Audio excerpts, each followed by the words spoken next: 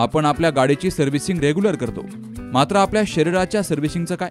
तर काळजी करू नका, कारण संगमनेरमध्ये आपल्या सेवेत दाखल झालंय ॲजिलस डायग्नोस्टिक्स. साक्षी पॅथॉलॉजिकल सर्व्हिसेस अंतर्गत सुरू असलेल्या ॲजिलस डायग्नोस्टिक्समध्ये 82 प्रकारच्या शारीरिक रक्तलघवी चाचणी फक्त 2300 रुपयात.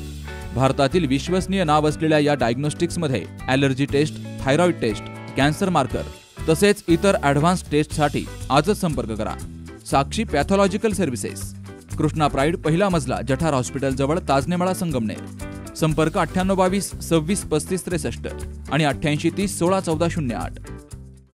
त्यांनी आम्हाला त्याच 8:30 वाजता 132 केवी स्टेशन पाशी मारलं. अशी एक खोटी कंप्लेंट दाखल करून तिची दखल घेऊन तिच्या आधारे गुन्हा दाखल व्हायला पाहिजे. संगमनेर शहरातील खंडोबा गल्लीत 2 कुटुंबात घरमालक आणि भाडेकरू असा वाद बऱ्याच दिवसांपासून सुरू आहे. मात्र खंडोबा गल्लीमध्ये रहिवाशी असलेले माजी नगरसेवक अविनाश थोरात यांचा मुलगा संघ परिवारातील स्वयंसेवक आणि कार्यकर्ते आहेत.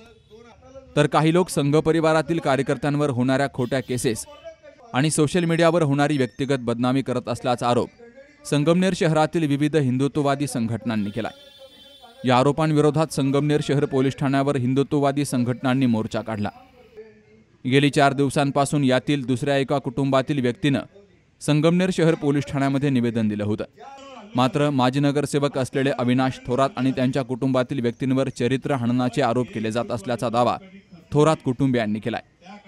यात संघ परिवाराचा कोणताही सहभाग नसताना देखील सोशल मीडियावर संघाच्या कार्यकर्त्यांची बदनामी केली जाते असा आरोप करत पोलिसांनी या प्रकरणाची चौकशी करावी अशी मागणी हिंदुत्ववादी संघटनांनी केली आहे. या दोनही कुटुंबात घराच्या जागेच्या विषयातून वाद आहेत. त्या संदर्भात न्यायालयीन प्रक्रिया सुरू आहे. मात्र कुठेतरी संघ परिवारातील कार्यकर्ते असल्याकारणानं त्यांची जाणून बुजून बदनामी होत असल्याचा आरोप यावेळी विविध हिंदुत्ववादी संघटनांनी केलाय. तर शहरातील हनुमान उत्सवामध्ये देखील काही मंडळी शहरातील कायदा सुव्यवस्था बिघडवण्याचा प्रयत्न करत होती असाही आरोप मोर्चेकऱ्यांनी केलाय. यांच्या परिवारावर हल्ले झाले, रस्त्यात आणून गाड्यांवर हल्ले झाले, पण हे हिंदुत्ववादी तरुण कधी खचले नाही. पण त्या काळात असणाऱ्या विरोधकांच्या आपण विरोधात होतो आणि त्या काळातले हे सत्तेतले लोक, सत्तेतल्या लोकांच्या विरोधात हे लोक उभे राहिले. सत्तेचा त्रास त्यांना झाला, त्यांचं खच्चीकरण करण्याचा प्रयत्न करण्यात आला, पण हे तरुण घाबरले नाही आणि त्यांनी त्या काळात जो आपल्या सगळ्यांवर, तुमच्या माझ्या सकट सगळ्यांवर जो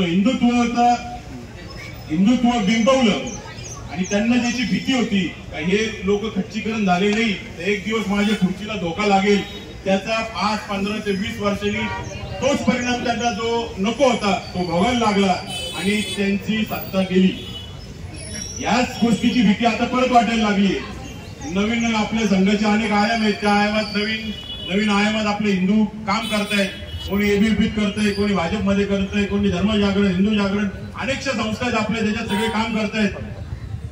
यांचं भविष्य वाचवण्यासाठी, यांचं राजकीय भविष्य वाचवण्यासाठी ही नवीन उभी राहणारी पिढी, हे हिंदुत्ववादी कार्यकर्ते यांना पुढे जाऊ द्यायचं नाही, यांना आत्ताच ठेचा. म्हणून हे सगळे लोक आता गुन्हे दाखल करतायत.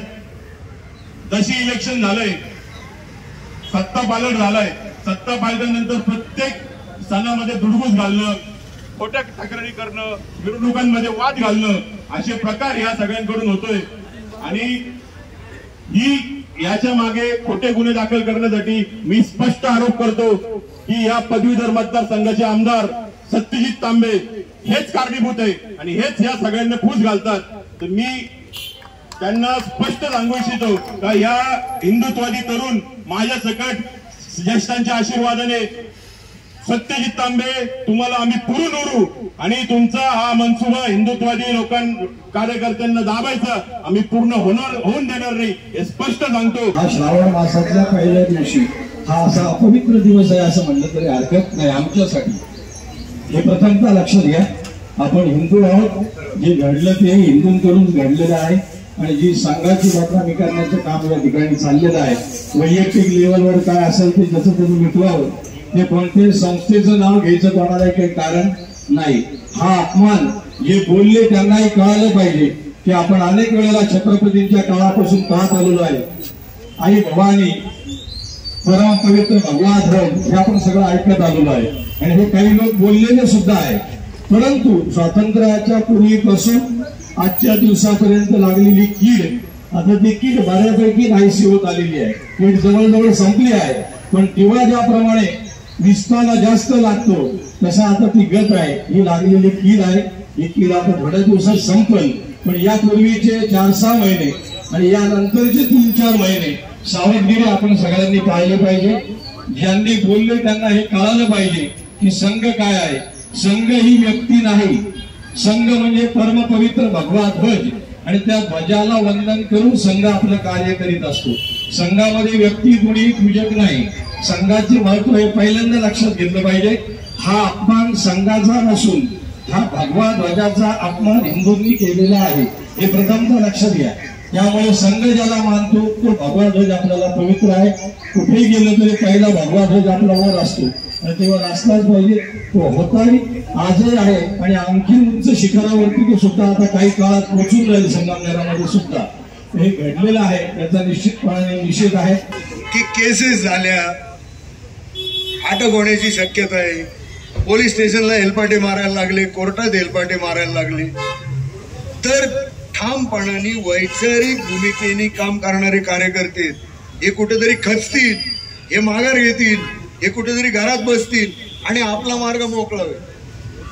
तर जमलेल्या या सगळ्या लोकांच्या वतीने मी प्रास्ताविकातच स्पष्ट करू इच्छितो की 40-40 वर्ष लोक आम्हाला जेव्हा म्हणत होते कुठं भिंतीला धडका घ्यायला निघाले, त्या भिंतीला धडका घेताना आम्ही भ्यायलो नाही.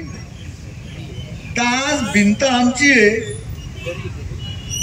ती भिंत आहे, त्याच्या पायाची दगड वैचारिक आहेत, भक्कम आहेत. कितीतरी जणांनी पिढ्यानपिढ्या या विचारासाठी खपून काम केलेलं आहे.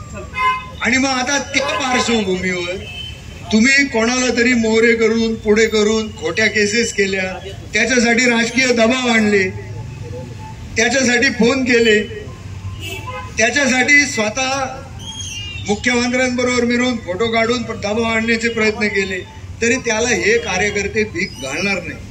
पण हे जे षडयंत्र आहे, कार्यकर्त्यांना बदनाम करण्याचं, कच्ची करण्याचा हा जो प्रयत्न आहे, हा प्रयत्न जनतेसमोर येणंही गरजेचं. कारण सध्याचं युग आहे समाज माध्यमांचं युग, आणि न तपासता एखाद्या गोष्टीचं प्रचार आणि प्रसार कुठंतरी सोशल मीडियावर आलं म्हणून सगळीकडे होत असतो.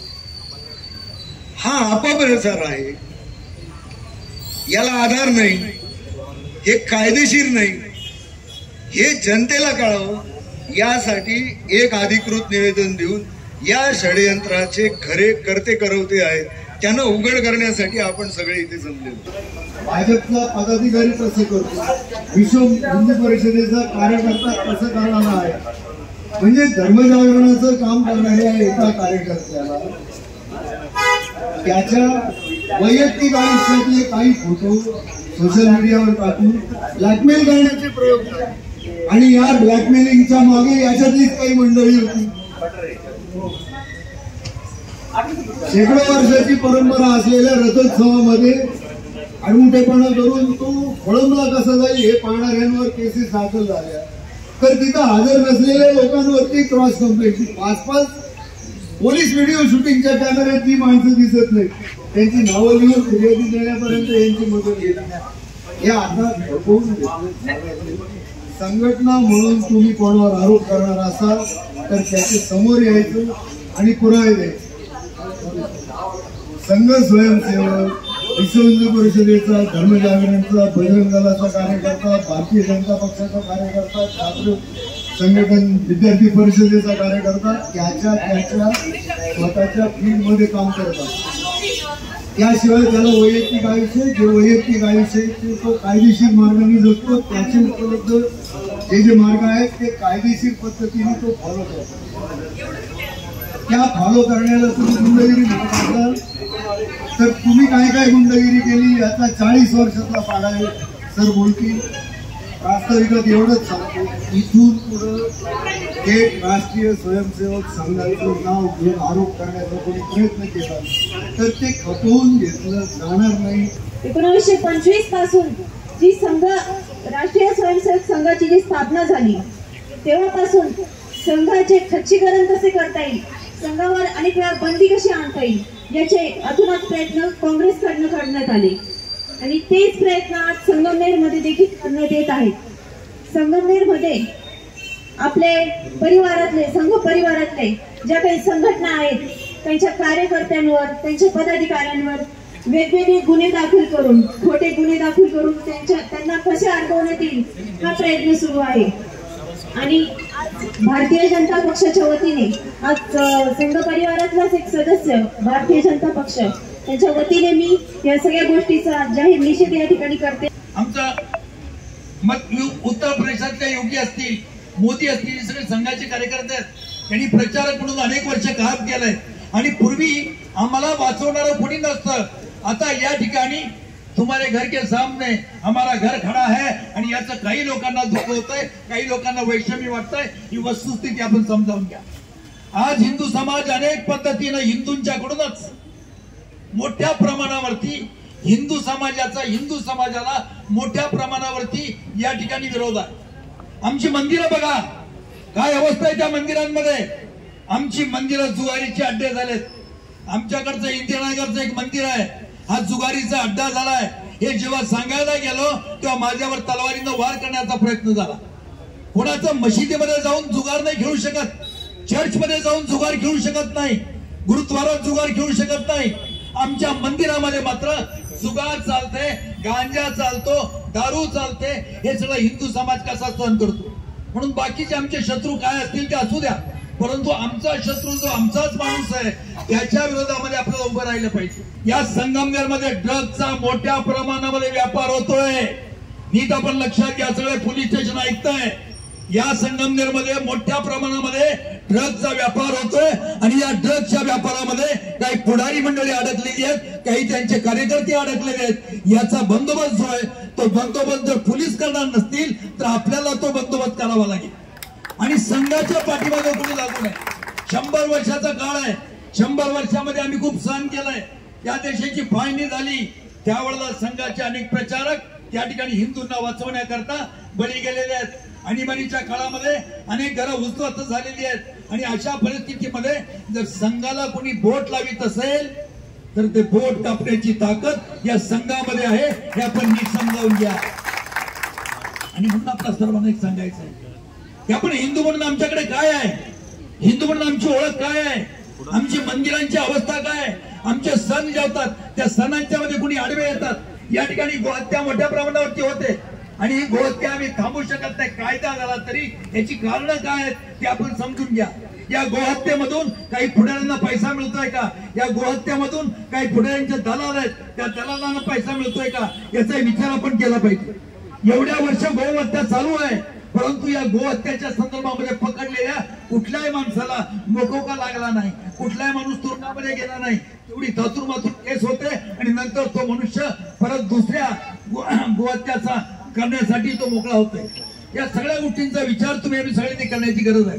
मुळामध्ये राष्ट्रीय स्वयंसेवकाचा कार्यकर्ता काय विशिष्ट भूमिका घेऊन उभा आहे, त्याच्यावरती कुठल्याही महिलेची छेडछाड केल्याचा आरोप जर कोणी करीत असेल तर तो सहन केला जाणार नाही। कोण महिलांच्या संबंधी कसं वागतंय याचे आमच्याकडे देखील पुरावे आहेत। कोणी गाड्या लुटल्या आणि त्या लुटलेल्या गाड्यांचा माल कुठं वापरला गेला याची माहिती आम्हाला देखील आहे। या सगळ्या गोष्टी जर बाहेर काढायच्या ठरल्या तर अनेक लोक हद्दपार होतील, परंतु आपण काही विशिष्ट तऱ्हेचे संयम बाळगतोय आणि या संयमाचा अर्थ कोणी असा वेगळा घेऊ नये ही विनंती या ठिकाणी करतोय।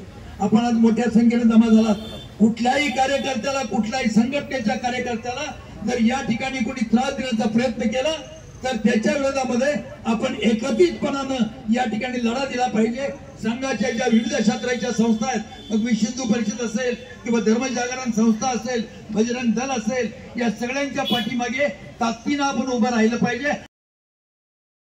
या सर्व प्रकरणाची पोलिसांनी चौकशी करून बदनामी करणाऱ्या व्यक्तींविरोधात कठोर कारवाई करावी अशी मागणी अपर पोलीस अधीक्षक सोमनाथ वाघचौरे यांची भेट घेऊन या कार्यकर्त्यांनी निवेदनाद्वारे केली आहे। संघ परिवार हा हिंदू धर्म वाढवण्यासाठी काम करतोय, मात्र काही कार्यकर्त्यांवर चरित्र हननाचे आरोप होत असल्याचा दावा केला जातोय। वैयक्तिक जागेवरून वाद असताना विनाकारण संघ परिवारातील स्वयंसेवक आणि कार्यकर्त्यांवर खोट्या केसेस दाखल केल्या जातात। त्यांची वैयक्तिक बदनामी होऊ नये अशी मागणी मोर्चेकऱ्यांनी केली आहे। बाबासाहेब कडू, सी न्यूज मराठी, संगमनेर. आणि त्याच्यासाठी माझी खात्रीशीर माहिती आहे. आपल्या डोळ्यांची काळजी घेणारं पोखरकर नेत्रालय आता नवीन ठिकाणी सुसज्ज आणि अद्ययावत स्कायलाइट मल्टी स्पेशालिटी हॉस्पिटलमध्ये. डोळ्यांचे विविध आजार, ऑपरेशन्स आणि उपचार आता एकाच ठिकाणी. मोतीबिंदू, काचबिंदू आणि medical retina specialist doctor Santosh Kishor Pokharkar करणार आपल्या डोळ्यांच्या सर्व समस्यांचं परिपूर्ण समाधान. ठिकाण स्कायलाइट मल्टी स्पेशालिटी हॉस्पिटल, देवाचा मळा, बालाजी अपार्टमेंट जवळ, संगमनेर. संपर्क 02425 29 91 90 आणि 8108 17 63 65.